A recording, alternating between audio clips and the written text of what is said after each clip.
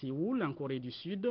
C'est une visite de travail du chef de l'État. Professeur Alpha Condé a rencontré les responsables de la société KMI, l'Institut maritime coréen. Les entretiens étaient axés, vous allez l'entendre, sur les possibilités d'investissement en Guinée pour booster notamment le secteur de la pêche. Compte rendu, Sanassi Keita.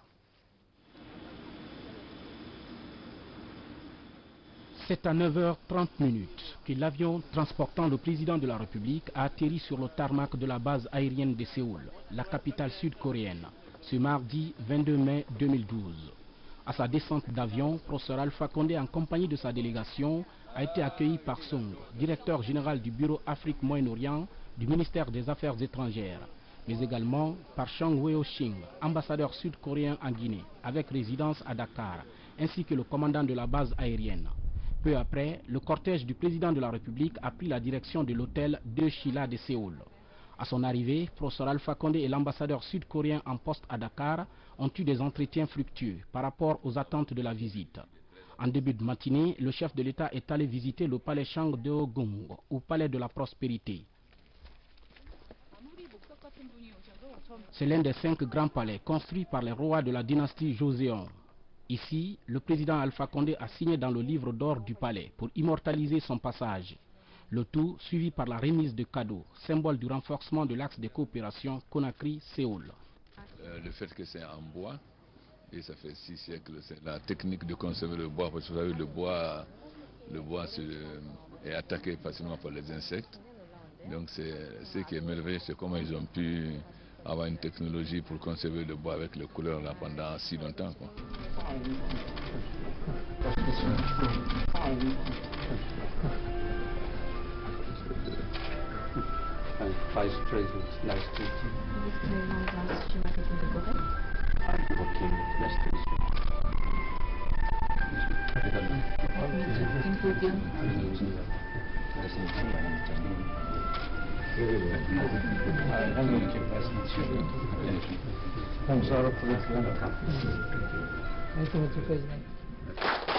En fin de matinée, le chef de l'État et sa délégation ont eu une réunion de travail avec les responsables de la société KMI Korea Maritime Institute, un centre de développement de la recherche politique sud-coréenne relative aux affaires maritimes et de la pêche. L'occasion pour cette entreprise de montrer à travers une vidéoprojection toutes ses actions réalisées à travers le monde. Une manière d'afficher ses ambitions de travailler avec la Guinée dans un esprit de transparence mutuelle. Plusieurs domaines de coopération ont été soulevés, tels que la consultation pour le développement de l'industrie des hydrocarbures en mer profonde, l'élaboration d'une politique halieutique en Guinée et la mise en place de son développement, la modernisation des infrastructures portuaires et tant d'autres. Le président de la République est tout simplement ravi de cet entretien et entend développer davantage la coopération avec la Corée du Sud. La Corée du Sud est un très grand exemple pour nous, la Guinée. Nos pays sont complémentaires. Nous avons les matières premières dont la Corée a besoin. Vous avez la technologie et les moyens financiers dont nous avons besoin. D'abord, dans le domaine de la pêche, où nous souhaitons réellement développer nos relations tant dans la recherche que dans la participation des sociétés coréennes en Guinée. Mais aussi dans le domaine maritime, parce que notre nouveau code minier, nous avons décidé que la moitié de l'exportation des matières premières minerais de bauxite et de fer sera faite sur le pavillon guinéen. Évidemment, dans ce domaine, nous sommes encore un enfant, un nain. Nous avons donc besoin de partenaires stratégiques pour développer une véritable flotte maritime pour assurer ce... Et nous savons que la Corée est très avancée dans ce domaine. Donc ça sera un très grand plaisir pour nous d'avoir un partenariat avec la Corée pour développer le secteur du transport maritime. Visiblement satisfait de cet entretien avec le chef de l'État et sa délégation, le président de la société KMI Korea Maritime Institute ne cache pas ses ambitions pour la Guinée. Nous sommes très intéressés à la coopération avec l'Afrique et à travers ce soir, et grâce à le président guinéen, nous avons obtenu beaucoup d'informations et de renseignements réels et très avantageux. Comme notre institut concerne tous les domaines maritimes, donc je crois que nous pouvons coopérer, notamment dans le domaine de la pêche, dans le domaine de la pêche, de logistique et de maritime, bien sûr, dans le domaine maritime, oui. 6 ans après l'établissement des relations diplomatiques entre Conakry et Séoul, le 26 août 2006, c'est la première fois depuis cette date qu'un président guinéen se rend en Corée du Sud. Avant ce voyage présidentiel, le chef de l'État avait reçu en audience le 16 juin 2011 à Conakry une forte délégation sud-coréenne conduite par le vice-ministre des Affaires étrangères et des Ressources naturelles, Kim Eun-seok. Cette délégation était composée d'opérateurs économiques spécialisés dans l'agriculture, la santé, les banques, la communication, les mines et l'énergie. À l'intérieur du pays, rendons-nous à Beila, en Guinée forestière, sur les pas du Premier ministre-chef du gouvernement. Il y était récemment et Mohamed Saïd Fofana a visité les sites d'exploration du minerai de fer du projet Simandou, piloté par le géant minier Rio Tinto Simfer. Cette visite a permis au chef du gouvernement d'évaluer le niveau d'avancement des travaux de cette société minière. Compte rendu de nos envoyés spéciaux à Beila, Kabasouma, Adi Kamara. La Guinée accélère le pas dans la reconquête de sa place dans les affaires du monde. Avec ses richesses minières, il est question de renforcer les relations avec les partenaires pour que l'espoir renaisse chez les populations des zones minières quant à la satisfaction de la forte demande sociale. Mercredi, le Premier ministre Mohamed Saïd Fofana, en compagnie de certains membres du gouvernement, a tenu à rencontrer la direction et les travailleurs du groupe Rio Tinto Simfer ici à Beila, en vue de débattre des questions relatives à la sécurité, à la garantie du travail, la formation et à la discipline au niveau de tous les maillons de la chaîne de production. Ce projet est un projet phare pour la Guinée. C'est un exemple de partenariat réussi qui permettra très certainement à notre pays de profiter enfin des bienfaits de l'industrie minière. Et vous vous souvenez que depuis notre indépendance, il nous a toujours été dit que la Guinée était riche de ces ressources minières que nous n'avons jamais vues. Alors vous qui avez la chance de travailler sur ces unités, vous êtes donc porteur de cet espoir, espoir de tout un peuple qui aspire maintenant au bonheur après 50 années de pauvreté. Le peuple de Guinée attend qu'enfin les ressources qui ont été stockées ici pendant des centaines et des centaines de milliers d'années puissent être exploitées pour améliorer notre situation économique, sociale et finalement faire en sorte que la Guinée puisse émerger, comme je l'ai dit tout à l'heure, de 50 ans de pauvreté. La réussite de ce partenariat profitera d'abord aux communautés locales. Ne l'oubliez jamais.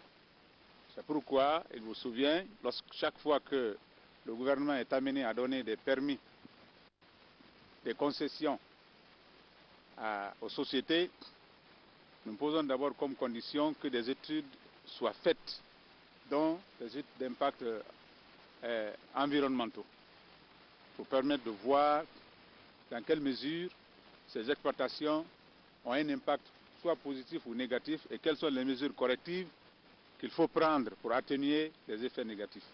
Le dossier Rio Tinto est un dossier prioritaire pour le gouvernement à l'heure actuelle.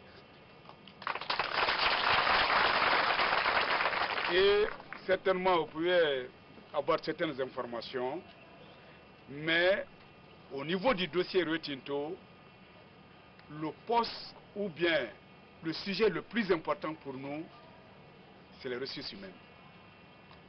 Les ressources humaines guinéennes, dans le cadre d'abord premièrement du renforcement de capacité, dans le cadre de la motivation et dans le cadre même du poste à qualification égale. Parce qu'au jour d'aujourd'hui, la politique que nous sommes en train de promouvoir, c'est de poster les Guinéens. Et on ne peut pas vous poster dans la mesure où cette industrie est un peu spécifique. C'est-à-dire, tu ne peux pas être, par exemple, un chef géologue senior si tu n'as pas fait le parcours. Et tu ne peux pas faire le parcours si on ne te donne pas la chance d'être formé pour cette position. Donc c'est sur ça aujourd'hui que nous sommes en train de travailler pour que vous soyez la relève et dans les plus brefs délais. C'est un message nourri d'espérance forte pour la jeunesse qui a appelé à participer activement à la construction d'une Guinée unie, forte et prospère. Avant de quitter Tanga Est, le Premier ministre a reçu des explications sur la qualité du fer dont disposent les deux sites d'évaluation des mines. Rio Tinto a commencé à travailler ici en 1995.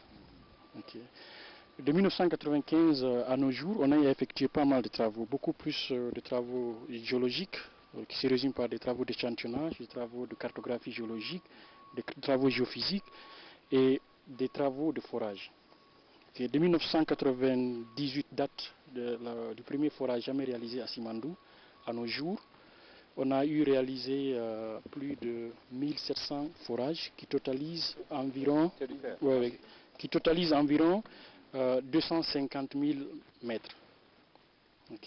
Présentement, on dispose 12 machines de forage qui évoluent au niveau de la montagne, qui effectuent des travaux de forage géologique pour estimer les ressources, qui effectue des travaux de forage géotechnique pour déterminer la qualité de la pente qui va être la future pente de la mine, pour faire des forages hydrogéologiques et des forages métallurgiques.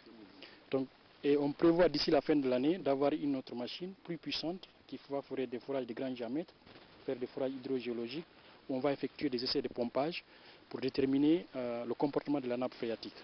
C'est à bord de ces deux hélicos du groupe Rio Tinto que le Premier ministre et la délégation qui l'accompagnait ont fait le tour des sites d'exploration du minerai de fer pour mieux apprécier la qualité et la taille des travaux déjà exécutés. Car le professeur Alpha Condé consacre des efforts capables d'orienter les ressources vers le développement tant en milieu urbain que rural. Alors, avec le groupe Rio Tinto, la Guinée compte renforcer le partenariat fondé sur le respect des engagements, la confiance et le soutien réciproque. Développer et encourager le partenariat public-privé pour la promotion et le développement intégré des infrastructures en Guinée, c'est l'objectif que se fixe le ministère des Finances. Il a initié une rencontre qui a mobilisé les cadres du département chargé de la gestion des grands projets de l'État. Compte rendu, Boubacar Ba.